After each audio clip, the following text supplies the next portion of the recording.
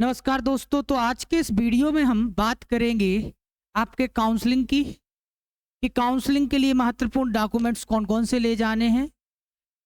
क्या आपने अभी तक ये सभी डॉक्यूमेंट्स रेडी कर लिए हैं या नहीं।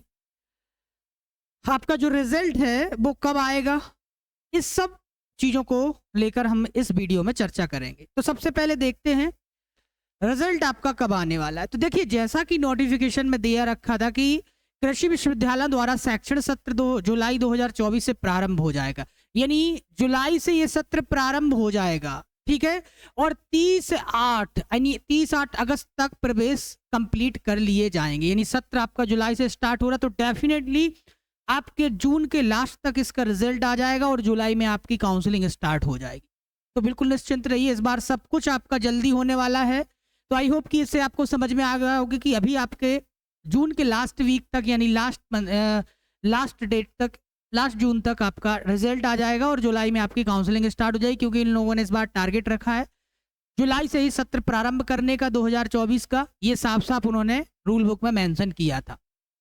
अब देखिए, इसमें लिखा है कि प्रवेश हेतु रिक्त होने में प्रतिष्ठा सूची की प्रतिष्ठा राज्य शासन की, अब वो तो अलग है।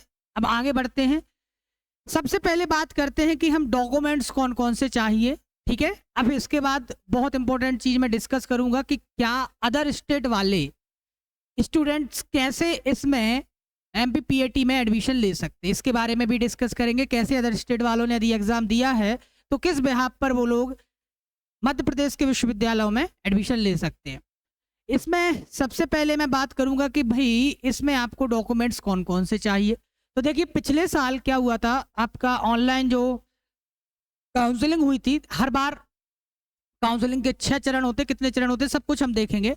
तो JNKVB की वेबसाइट पर आपको पिछले बार आपका किसने किया था, दोनों ये आपका एक साल आपका JNKVB करवाता है काउंसलिंग, एक साल आपका RVS के यानी ग्वालियर कॉलेज, एक बार आपका जबलपुर कॉलेज। तो पिछले साल आपके ग्वालियर कॉलेज ने काउंसलिंग करवाई थी। इस बार जो है कौन करवाने वाला है, JNKVB काउंसलिंग करवाने वाला है। काउंसलिंग के लिए वेबसाइट होती है आपकी crcripsonlineservices.com, या फिर आप डायरेक्ट JNKVB की वेबसाइट या RBKS की वेबसाइट से भी करवा सकते हैं। देखिए, अब जो तालिका है कौन कौन से लोग इसमें काउंसलिंग के लिए पार्टिसिपेट कर सकते हैं, क्या क्या रहता है। तो स्वतंत्रता संग्राम सेनानी, SC ST OBC अनुसूचित जाति, SC ST, ये सब आपको सब कुछ दिख जाएगा, यहाँ नहीं पढ़ना। देखिए, पिछले बार जो काउंसलिंग स्टार्ट हुई थी, देखिए कौन कौन पात्र था काउंसलिंग के लिए बताया गया इस तालिका में। तो जितने भी स्वतंत्रता संग्राम सेनानी थे वो सभी पात्र थे, चाहे जितने भी मार्क्स लेके आए हों, कोई मैटर नहीं करता था। ऐसे ही अनुसूचित जाति, SC category, SC category, ST category, OBC category, जो सभी थे, है ना। OBC अन्य पिछड़ा वर्ग को छोड़कर, यानी इनमें इन्होंने रखा था कि भाई 72% BSc ऑनर्स हॉर्टिकल्चर, एग्रीकल्चर और फॉरेस्ट्री के लिए कम से कम 72 अंक से आप काउंसलिंग में पार्टिसिपेट कर सकते थे। यहाँ पर बीटेक इंजीनियरिंग के लिए 59 या उससे अधिक के लिए रखा गया था। और इसमें EWS के लिए भाई कोई भी जो जिसने पेपर दिया हो वो सब काउंसलिंग में पार्टिसिपेट कर सकते थे।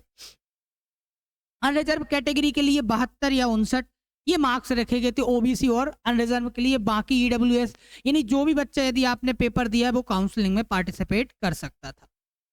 इसके बाद दस्तावेजों का सत्यापन, पिछले साल तो लेट ही हुआ था तो इसको हम छोड़ ही देते हैं, बाकी सब कुछ ऐसे ही रहने वाला है, ये बस डेट बस चेंज होने वाली है, यही समझ के चलो। अब प्रवेश नियम, काउंसलिंग प्रक्रिया शुल्क की विस्तृत जानकारी आप जैसे ही स्टार्ट होगी तो आप इन दोनों की वेबसाइट पर देख सकते हो, यानी आप जो आपका JNKVB.org और RBSKVB.net, ठीक है, या फिर क्रिप्स ऑनलाइन, इन वेबसाइट पर जाके आप देख सकते हैं, सब कुछ आपको मिल जाएगा। बाकी सब कुछ वो है। अब देखिए, जो केंद्र बनाए गए थे, ये देखिए यहाँ पर केंद्र, कौन कौन से केंद्र पर आपको दस्तावेज सत्यापित करवाने थे। इस बार भी यही केंद्र रहने वाले, कुछ चेंज नहीं होने वाला है, तो याद रखिएगा। जबलपुर कॉलेज, रीवा, टीकमगढ़, गंज, वासोदा, वाराशिवनी, बालाघाट, पवारखेड़ा, ग्वालियर, इंदौर, सीहोर, खंडवा, उद्यान की महाविद्यालय मंदसौर, कृषि अभियांत्रिकी महाविद्यालय जबलपुर, आंचलिक अनुसंधान केंद्र इसके बाद चंदनगांव छिंदवाड़ा क्षेत्रीय अनुसंधान केंद्र सागर, सागर में भी कृषि विज्ञान केंद्र है, वहां पर आपको कृषि विज्ञान केंद्र पन्ना भी बनाया गया था। इसी तरीके से ये रहने वाले हैं आपके काउंसलिंग में। अब देखिए पेमेंट सीट पर उन्हीं विद्यार्थियों को प्रवेश पात्रता होगी जिन्होंने पीएटी का फॉर्म भरते समय पेमेंट सीट के लिए यस किया था। साफ साफ लिखा गया भाई इसमें, ठीक है। ये सब चीजें हैं, तो ये सब रहने वाली हैं। आप इसको एक बार वीडियो को पॉज करके अच्छे से पढ़ लीजिएगा। अपग्रेडेशन का विकल्प केवल प्रथम चक्र, हाँ एक विशेष महत्वपूर्ण सूचना ये रहेगी कि जब आप काउंसलिंग का प्रथम चरण कंप्लीट करेंगे तो अपग्रेडेशन के लिए आता है तो उस विकल्प पर चयन जरूर कीजिएगा, क्योंकि जैसे ही आपको यदि मनचाहा कॉलेज नहीं मिलता है, खासकर गर्ल्स के लिए मान लो आपका कॉलेज मिल जाता है कौन सा, खुरई में हॉस्टल व्यवस्था कुछ भी नहीं है, तो वहां से अपग्रेडेशन करके गर्ल्स को कहाँ भेज दिया जाता है, जबलपुर कॉलेज में। तो बहुत इंपॉर्टेंट है ये। तो जब आप क्या करें कि जब आप कॉलेज में क्या करते हैं भाई, यहां पर मैं बता देता हूं, जब आप कॉलेज में अपग्रेडेशन के लिए जाते हैं, ठीक है, सॉरी जब आप काउंसलिंग के लिए जाते हैं तो अपग्रेडेशन का ऑप्शन जरूर चयन कीजिएगा, बहुत जरूरी है ये। बाकी जब फर्स्ट काउंसलिंग हो जाएगी तो सेकंड काउंसलिंग उसमें लिखा गया है। इसके बाद में बात करते हैं कौन कौन से काउंसलिंग के चरण होते। तो 6 चरण में काउंसलिंग कंप्लीट होगी आपकी। देखिए कौन कौन से चरण हैं यहाँ पर। सबसे पहले ऑनलाइन पंजीयन करवाना होगा सभी को। क्या करवाना होगा? ऑनलाइन पंजीयन कंप्लीट करवाना होगा। इसके बाद ऑनलाइन प्राथमिकता क्रम का चयन, यानी अब आपको क्या करना है, सबसे पहले तो ऑनलाइन रजिस्ट्रेशन, फिर आपको कॉलेज का सीक्वेंस, वो ये भी मैं एक वीडियो बना दूंगा इस पे, किस कौन सा कॉलेज आपको प्रथम डालना है, ठीक है। इसके बाद में इसमें देना है आपको चॉइस फिलिंग, यानी पेमेंट सीट पर कौन कौन सब कुछ, और आपको पोर्टल जो शुल्क रहेगा उसका भुगतान करना है। तीसरा चरण आएगा आपका डॉक्यूमेंट वेरिफिकेशन का, ठीक है। जितने भी आप, अभी मैं डॉक्यूमेंट वेरिफिकेशन के लिए डॉक्यूमेंट की चेकलिस्ट बता दूंगा, वो डॉक्यूमेंट्स आप तैयार करवा लीजिए। इसके बाद चौथे चरण में आपको अलॉटमेंट होगा कॉलेज का। 5वें चरण में आपको आंशिक शिक्षण काउंसलिंग शुल्क का भुगतान करना होगा, यानी आपको कॉलेज मिल जाएगा तो आपको सीट लॉक करनी पड़ेगी, 5000 उसका शुल्क रहता है। आवंटित संस्था में उपस्थिति एवं प्रवेश, ठीक है, फिर उस कॉलेज में आपको रिपोर्टिंग करनी है और एडमिशन लेना है, बस ये 1 से 6 चरण का पालन करना है। इस तरीके से आपकी काउंसलिंग कंप्लीट, एडमिशन कंप्लीट हो जाएगा। अब देखिए ऑनलाइन रजिस्ट्रेशन हेतु आपका कुछ नहीं है, यही है JNKB की वेबसाइट या फिर ग्वालियर कॉलेज की वेबसाइट या फिर आपके क्रिप्स ऑनलाइन पर, ये तीनों वेबसाइट रहती हैं, आप इन पर जाकर चयन वो करवा सकते हैं। इधर उधर नहीं भटकना है, इन्हीं से पूरा आपको सही। देखिए सफलतापूर्वक आप पंजीयन कर लेंगे तो SMS के द्वारा, ईमेल के द्वारा आपको ID और पासवर्ड प्राप्त होगा, वही अंत तक चलने वाला है, ठीक है। ये सब चीज़ें दी गई हैं आपके ऑनलाइन के बारे में। अब इसके बाद में देखिए शुल्क कितना रखता है ऑनलाइन भुगतान, ठीक है, नॉन रिफंडेबल। यदि ऑनलाइन काउंसलिंग में रहते हो तो 550 रुपये आपको इसके शुल्क का भुगतान करना। देखिए इस वीडियो में मैं कंप्लीट जानकारी दे रहा हूँ, इस वीडियो को ज़्यादा से ज़्यादा शेयर करें ताकि सब बच्चों को सही और ऑथेंटिक जानकारी मिल पाए, ताकि बच्चे इधर उधर टाइम वेस्ट करते हैं, बहुत सारी चीज़ें होती हैं, ठीक है। और जो रिसिप्ट पावती मिलेगी उसको संभाल कर रखना है अंत तक, जब तक आपका एडमिशन नहीं हो जाता, ठीक है। इसके बाद देखिए इंटरनेट बैंकिंग, इन सबसे आप वो करते हैं। दस्तावेजों का सत्यापन करने के लिए देखिए सबसे बड़ी चीज आपको क्या करना है, आहार परीक्षा PAT की जो इसमें 23 है 2024 की जो आपका अंक कार्ड निकलेगा, यानी बोल सकते हो जो रिजल्ट आएगा, ठीक है, उसको उसकी फोटोकॉपी लगानी है एक। इसके बाद 10वीं की अंक सूची और उसका जो सर्टिफिकेट होता है वो भी आपको लेके जाना है। 12वीं की अंक सूची और उसमें जो माइग्रेशन सर्टिफिकेट लेता है लगा रहता है उसको भी लेके जाना है। जाति प्रमाण पत्र, आप जिस भी कास्ट में आते हैं, चाहे OBC SC ST, ठीक है, जर्नल के लिए नहीं होता है तो आपको ये लेना। आय प्रमाण पत्र यदि लागू होता है आप तो वो भी आपको बनवाना है। तो ये सब आपको बनवा के रखना है अभी से, ठीक है। ज़्यादा पुराने वो तो चलते रहते हैं, तो अभी से आप ये बनवा लें, क्योंकि बाद में आप जल्दी जल्दी में हो सकता है टाइम लग रहा हो तो बनने में दिक्कत हो रही हो। मध्य प्रदेश के मूल निवास प्रमाण पत्र, यदि भाई मध्य प्रदेश के निवासी हैं तो मूल निवास प्रमाण पत्र लगेगा आपको। अब देखिए यहाँ पर मैंने बात क्या की कि कौन बच्चे अदर स्टेट वाले कैसे इसमें एडमिशन ले सकते हैं जो मूल निवास नहीं है या मध्य प्रदेश के मूल निवासी नहीं है। तो देखिए अब कौन कौन बच्चे जो हैं मूल निवास के थ्रू, पूरा गेम चलता है भाई मूल निवास के थ्रू, ठीक है। अभी इसमें बताएंगे हम कौन कौन बच्चे। तो जिन बच्चों ने कृषक प्रमाण पत्र का ऑप्शन लगा है, भरा है तो उन्हीं को ये कृषक प्रमाण पत्र बनवाना, बाकी किसी को नहीं बनवाना है। स्वतंत्रता संग्राम सेनानी, यदि आपके कोई दादा परदादा, ठीक है, स्वतंत्रता संग्राम सेनानी में इसमें क्या होता है कि 3% डायरेक्ट सीटें रिजर्व हो जाती है, तो इजीली एडमिशन मिल जाता है, कम कट ऑफ चला जाएगा।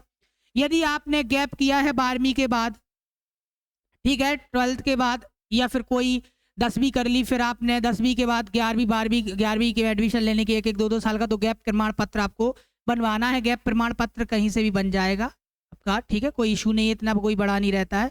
आर्थिक रूप से कमजोर, यदि आपने ईडब्ल्यूएस का ऑप्शन लगाया तो ईडब्ल्यूएस का प्रमाण पत्र आपको लगाना है। यदि नहीं लगाना तो देखो बिल्कुल नहीं करना है। और गैप नहीं किया तो ये प्रमाण पत्र भी, देखिए मैं बता रहा हूँ, देखो यदि लागू हो, यानी जो चीज आपने वहां टिक की है, जो चीज, तो वही आपको बनवानी है, फालतू की चीजें नहीं बनवानी। यदि आप दिव्यांग हैं, ठीक है, तो आपको उसका प्रमाण पत्र बनवाना होगा। ऑनलाइन आवेदन का प्रिंट आउट एवं शुल्क भुगतान की पावती, जब आपने काउंसलिंग के लिए ऑनलाइन आवेदन किया था और जो आपने भुगतान किया था, ये दोनों चीजें आपको, ये तो अनिवार्य है सभी के लिए। तो देखिए ये सभी के लिए अनिवार्य है। ये सब देखिए यहाँ पर यदि लागू हो लिखा गया है, तो जहां जहां यदि लागू लिखा गया तो वो चीजें आपको बनवानी है, ठीक है। बाकी अंक सूची ये सभी के लिए, 10वीं की प्रमाण पत्र अंक सूची ये सभी के लिए जरूरी है, 12वीं का प्रमाण पत्र अंक सूची ये सभी के लिए जरूरी है, जारी प्रमाण पत्र आपके लिए सभी के लिए जरूरी है। जो आपके SC ST OBC आय प्रमाण पत्र यदि लागू लगता है आपको, भाई आपकी कास्ट में यदि लगता है कि आय जरूरी है तो वो आपको देना है, ठीक है। बाकी अब देखिए मध्य प्रदेश का मूल निवासी प्रमाण पत्र बहुत जरूरी है, जो मध्य प्रदेश के बच्चे हैं। अब बात आती है अदर स्टेट वाले कैसे एडमिशन ले सकते हैं, तो देखिए मैं बता दूं आपको अदर स्टेट के लिए। हाँ, सबसे पहले बात करता हूं, ये देखिए निवास की शर्तें। अब इसमें क्या लिखा गया है, इसमें यदि आप, यहाँ देखिए क्या लिखा गया है, यदि आप वास्तविक भारत का नागरिक होना चाहिए, बहुत जरूरी है निवास प्रमाण पत्र के लिए, है ना। अब जिन्होंने 5 वर्ष मध्य प्रदेश में स्थित किसी शिक्षा संस्था से कम से कम लगातार 3 वर्षों में अध्ययन किया हो, तो इस बिहाफ पे वो प्रमाण पत्र बना के एडमिशन ले सकता है। देखिए अदर स्टेट के लिए बता रहा हूँ मैं, यदि किसी बच्चे ने अदर स्टेट से है जो लगातार 5 वर्षों में से अधिकतम 3 मतलब शिक्षा संस्थान यानी MP के किसी संस्थान से आपने लगातार 3 वर्षों तक, तो आप मध्य प्रदेश का अस्थायी प्रमाण पत्र निवास प्रमाण पत्र बना के आप एडमिशन ले सकते हैं, ठीक है। यदि मध्य प्रदेश शासन के सेवारत अथवा सेवानिवृत्त कर्मचारी हैं आपके फादर पेरेंट, तो आप ये प्रमाण पत्र बनवा के एडमिशन ले सकते हैं। यदि केंद्रीय कर्मचारी हैं आप और मध्य प्रदेश में पदस्थ हैं आपके माता पिता, तो आप मध्य प्रदेश में पदस्थ यानी मध्य प्रदेश में निवासरत होने का प्रमाण पत्र निवास प्रमाण पत्र बनवाकर एडमिशन ले सकते हैं। देखिए ध्यान से सुनिएगा, ऐसे व्यक्ति जो केंद्रीय शासन अथवा राज्य शासन की किसी योजना के अंतर्गत मध्य प्रदेश में स्थायी रूप से बस गए हैं, बाहर के थे, तो वो भी इस प्रमाण पत्र बनवाकर, ठीक है। अब बाकी तो है ही मध्य प्रदेश का अभ्यर्थी मध्य प्रदेश का वास्तविक निवासी तभी माना जाएगा वह नीचे दी गई शर्तें या नियम को पालन करेगा, ठीक ही बात। जो शर्तें दी गई हैं वो सब हैं, तभी वो, देखिए क्या है, वह मध्य प्रदेश में पैदा हुआ हो तब वो बन जाएगा, या फिर अभ्यर्थी स्वयं या पिता अथवा दोनों जीवित हों, या फिर अभिभावक 15 वर्षों से उनके अभिभावक जो है मध्य प्रदेश में लगातार रह रहे हों, तो वो इस निवास प्रमाण पत्र बना के एडमिशन ले सकते हैं। लगभग 15 वर्ष उनसे मध्य प्रदेश स्थित सामान्य प्राप्त शिक्षण संस्थान में कम से कम, देखिए वही फिर है, ये दोनों कंडीशन में से कोई एक कंडीशन फॉलो करते हो। मध्य प्रदेश स्थित किसी मान्यता प्राप्त शिक्षण संस्था में से कम 3 वर्ष तक अध्ययन किया हो, जिसमें कक्षा 1 के पूर्व की शिक्षक सम्मिलित नहीं होगी, कक्षा 1 से नहीं, ठीक है। अदर किसी कक्षाओं में यदि आपने यहाँ रह के 3 साल मध्य प्रदेश में पढ़े हैं, तब भी आप एडमिशन ले सकते प्रमाण पत्र। देखिए इन सब के जरिए आप इस तरीके से प्रमाण पत्र बनवा के ले सकते हैं, ठीक है। ये तो हो गई बात है ना। अब जो शारीरिक योग्यता किसके लिए चाहिए है, वानिकी के लिए, इनके लिए भी डाउट होता है भैया, तो देख लेना अपना, इनके लिए बहुत जरूरी है शारीरिक योग्यता। हाइट 163 सेंटीमीटर चाहिए, चेस्ट ग्रेथ 84 सेंटीमीटर, और एक्सपेंशन कम से कम जब आप सीना फुलाओगे तो 5 सेंटीमीटर फूलना चाहिए, तो इस तरीके से दी गई है ना। और candidate who have passed B और C सर्टिफिकेट NCC, तो भाई इनके लिए पहले प्रेफरेंस दिया जाएगा जो NCC में B और C सर्टिफिकेट लेकर पास हुए हैं, ठीक है। चलिए स्वस्थ अर्हताओं की बात करते हैं, तो चयनित अभ्यर्थियों को प्रवेश के समय स्वास्थ्य प्रमाण पत्र पर, देखिए हाँ ये बहुत इंपॉर्टेंट है, तो आपको एक यहाँ पर स्वस्थ यानी आपको बोल सकते हैं हम यहाँ पर क्या बोल सकते हैं, आपका जो होता है ना हेल्थ सर्टिफिकेट, वो आपके जिला चिकित्सालय, ये देखिए प्रमाण पत्र, स्वस्थ प्रमाण पत्र सहायक शल्य चिकित्सा या सहायक भेजस अधिकारी या कृषि विश्वविद्यालय के चिकित्सा अधिकारी का मान्य हो जाएगा। आप बनवा सकते हैं यहाँ से कहीं से भी, तो एक बन जाएगा। इसमें आयु सीमा कोई वो नहीं है, तो बस 12वीं की न्यूनतम वो मैं बता चुका हूँ। बस ये चिकित्सा प्रमाण पत्र रह गया था, ये सब मैं नहीं बताया था। चलिए, तो आई होप कि ये चीज़ें समझ में आई होंगी आपको, कैसे आप काउंसलिंग में पार्टिसिपेट कर सकते हैं। अब देखिए यहाँ पर क्या लिखा है, महाविद्यालयों द्वारा पर मूल दस्तावेज सत्यापन उपरांत वापस कर दिए जाएंगे। जब आप जाएंगे ये सब डॉक्यूमेंट लेकर, तो आपको क्या करना होगा, मतलब ये सब आपको वेरिफिकेशन करके, यानी आपको देखेंगे कि आप सही हैं कि नहीं, और वहां पर आपको बता दिया जाएगा कि आप एलिजिबल हैं या नहीं। ठीक है, यदि आप एलिजिबल हैं तो आपको एलिजिबल की पावती दे दी जाएगी और डॉक्यूमेंट वापस कर दिए जाएंगे। बस एक वेरिफिकेशन की है ताकि कॉलेज का समय खराब ना हो। और यदि आपके कोई गलत डॉक्यूमेंट पाए जाते, तुरंत ही वहीं पर आपको नॉट एलिजिबल की पावती देकर भगा दिया जाएगा।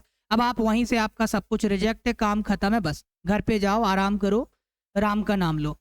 किसी दस्तावेज के उपलब्ध ना कराने पर तो नॉट सत्ता पुनः देखिए, अब देखिए, लेकिन एक चांस और दिया जाएगा। यदि किसी दस्तावेज आप उपलब्ध नहीं करा पा रहे हैं, सही दस्तावेज नहीं करा पा रहे हैं किसी, तो नॉट एलिजिबल अंतिम तिथि के पूर्ण, यानी फिर से आपको बोला जाएगा कि भाई एक काम कीजिए, इसको डॉक्यूमेंट को सही करा के ले आइए। ठीक है, और फिर से आपको सत्यापन करवा के आप सही करा के ले जाइए, और अब फिर से आप आइए और सत्यापन करा ले जाइए। अब यदि सही होते हैं तो आपको हम फिर से आपको एलिजिबल की पावती यहाँ पर दे देंगे, तो घबराना नहीं है। यदि किसी कारण बस आप नॉन एलिजिबल की आपकी पावती मिल जानी है, तो आपको लिखा मिलेगा कि भैया कौन सा डॉक्यूमेंट आपका गलत है। फिर से आप जाइए, आपको एक डेट मिलेगी, मतलब क्या लिखा है यहाँ पर, किसी दस्तावेज के उपलब्ध, तो सही दस्तावेज उपलब्ध ना करा पाने के कारण, ठीक है, आपको नॉट एलिजिबल की पावती मिलेगी। तो अंतिम तिथि के पूर्व आपको ये डॉक्यूमेंट आपको क्या करने हैं, सबमिट करने हैं। ठीक है, इस तरीके से आपको क्या करना है, बस आपको फिर लास्ट में क्या होगा, कर्मचारी मंडल द्वारा पीएटी प्रवेश सूची या कर्मचारी नियम पुस्तिका के अंतर्गत होगी, सब कुछ होगी। फिर इसके बाद वही है भाई, अनुसंधान सत्यापित कराना है, ये मैं बता चुका हूँ, है ना। ये सब आपके केंद्र रहते हैं, तो इनको लिख लो, देख लो अच्छे से आपका कौन का केंद्र पड़ रहा है। और इसके बाद आपको क्या हो जाएगा, ऑनलाइन अलॉटमेंट मिल जाएगा।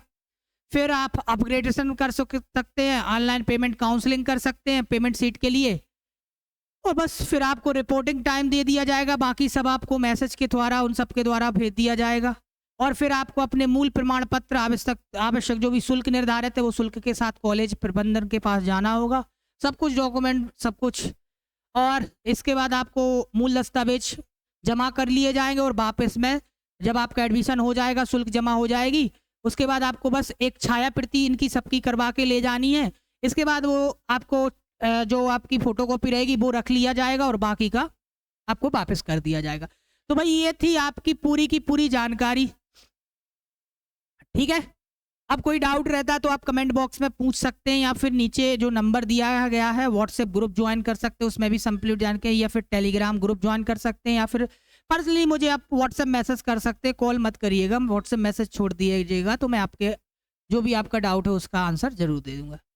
बाकी यदि आपको ये वीडियो, ये जानकारी अच्छी लगी हो, तो आप ज़्यादा से ज़्यादा अपने सहपाठियों को शेयर, ताकि सबका समय बचे। ये डॉक्यूमेंट जितने मैंने बताए हैं अभी ये कंप्लीट डॉक्यूमेंट आप अभी से कंप्लीट तैयार करवाना स्टार्ट कर लीजिएगा, क्योंकि लास्ट में टाइम कम रहता है और हड़बड़ी में आपके बहुत सी चीज़ें गलती हो जाती है। तो मिलते हैं बच्चों नेक्स्ट अच्छे से कोई जानकारी के साथ। यदि आप कोई भी और डाउट हो तो आप पूछ सकते हैं, किसी और डाउट पर वीडियो चाहते हैं तो बिल्कुल मिलते हैं नेक्स्ट। जय हिंद, जय भारत, जय जवान, जय किसान दोस्तों।